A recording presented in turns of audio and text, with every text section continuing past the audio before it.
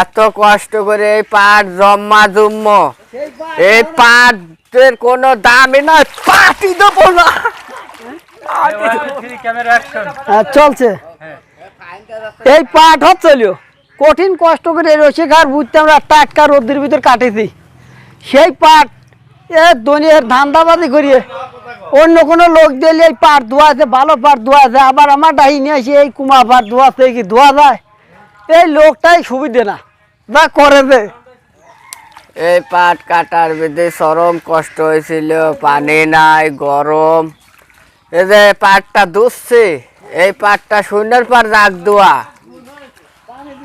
পানি দিছি 3-4 ফিরে,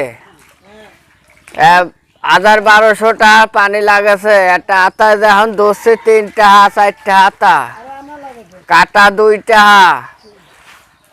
এই চাষে শুনিস না, এত কষ্ট করে এই পাট জম্মা জুম্ম, এই পাটের কোনো দামই না, পাটই দেবো না।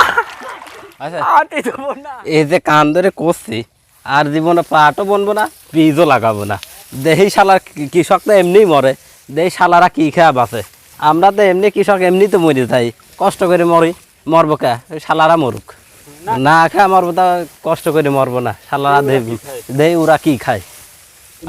29 দিন তো এখন আছে কি সার ওষুধ প্রয়োগ করছেন? এখন ডিআইবি আর ইউরিয়া আর 10টা। আর ওই যে পোকা দমনের জন্য বা কোনো রোগ বালাইয়ের লক্ষণ আছে? হলো রোগ হয়েছে কিন্তু ওষুধ এখনো দিই নাই। গোলক দেবো, গোলক। ডিআইবি 30 টাকা, ইউরিয়া 30 টাকা।